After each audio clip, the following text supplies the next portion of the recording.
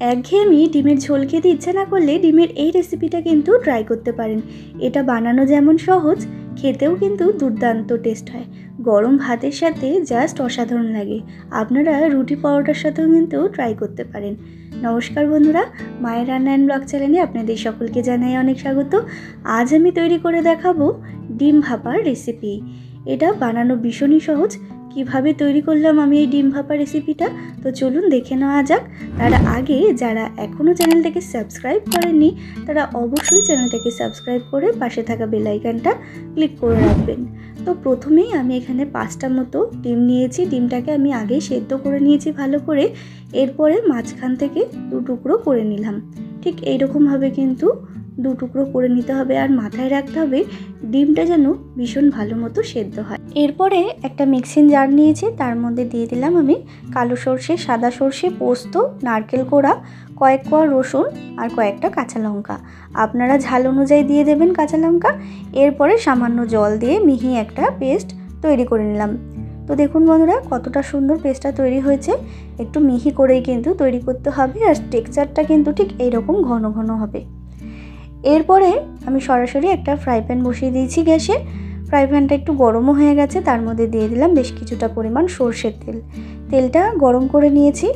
এরপরে দিয়ে দিলাম আমি পরিমাণ মতো লবণ, হলুদ গুঁড়ো আর কাশ্মীরি লঙ্কার গুঁড়ো। যেহেতু এর মধ্যে কাঁচা লঙ্কার আমি ব্যবহার করেছি, তার জন্য কিন্তু আর ঝাল লঙ্কার গুঁড়ো আমি ব্যবহার করছি না। কাশ্মীরি লঙ্কার গুঁড়ো ব্যবহার করছি যাতে কালারটা ভীষণ ভালো আসে। এরপরে ডিমগুলো কিন্তু আমি ভালো করে ভেজে নেব।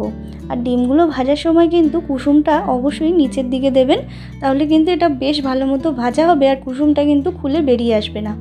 তো দেখুন বন্ধুরা, ঠিক এইরকমভাবে কিন্তু সমস্ত ডিমগুলো দিয়ে ভালো করে ভেজে নেব এপিট ওপিট। আর ডিমগুলো ভাজার সময় কিন্তু গ্যাসের ফ্লেমটা অবশ্যই মিডিয়াম টু লোতে রাখবেন। তো দেখুন বন্ধুরা, ডিমগুলো কিন্তু প্রায় ভাজা হয়ে গেছে, দেখে বুঝতেই পাচ্ছেন এক পিঠ। এরপরে কিন্তু আমি উল্টে দিচ্ছি।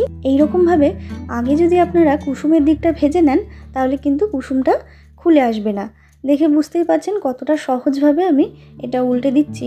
অনেক সময় কি হয়, কুসুমটা আগে না ভাজা থাকলে কিন্তু কুসুমটা খুলে আসতে পারে।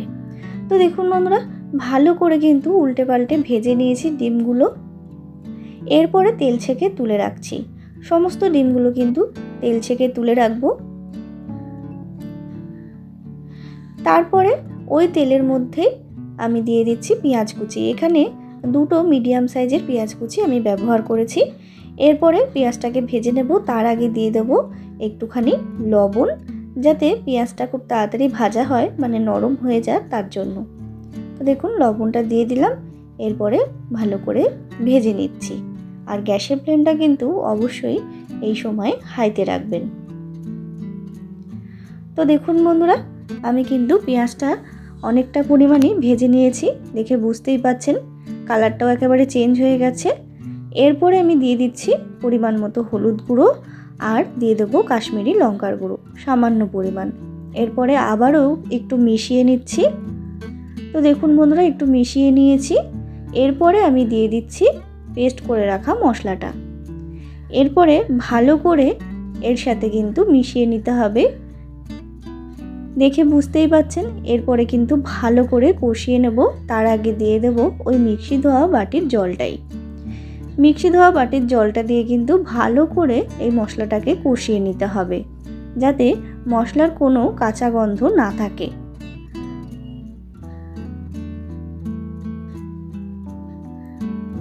তো দেখুন বন্ধুরা, আমি কিন্তু খুব ভালো করে কষিয়ে নিয়েছি। কালারটা একেবারে চেঞ্জ হয়ে গেছে, দেখে বুঝতেই পাচ্ছেন। আর অনেকটা পরিমাণেই শুকিয়ে গেছে মশলাটা, তার মানে এটা ভালো মতো কষানো হয়ে গেছে। এরপরে কিন্তু আমি দিয়ে দিলাম পরিমাণ মতো জল। জলটা খুব বেশি দেব না, যেহেতু একটা ডিম ভাপা, একটুখানি গ্রেভিটা ভীষণ গাঢ় গাঢ় হবে তার জন্য। এরপরে দিয়ে দিলাম একটা টমেটো কুচি। এরপরে ভালো করে ফুটিয়ে নিচ্ছি। জলটা আর টমেটোটা দেওয়ার পরে কিন্তু আমি ভালো করে ফুটিয়ে নিয়েছি। টমেটোটা অনেকটা পরিমাণে কিন্তু গলে গেছে, আর টমেটোটা কিন্তু খুব বেশি এখানে গলে যাবে না, একটুখানি ডাঁটো ডাঁটোই থাকবে, তাহলে কিন্তু ভালো লাগবে। এরপরে দিয়ে দিলাম আমি পরিমাণ মতো চিনি। চিনিটা চাইলে আপনারা স্কিপ করতে পারেন, তবে নুন আর ঝালটা ব্যালেন্সে থাকার জন্য চিনিটা আমি ব্যবহার করলাম। যারা মিষ্টি ভাবটা পছন্দ করেন না তারা কিন্তু চিনিটা স্কিপ করতে পারেন।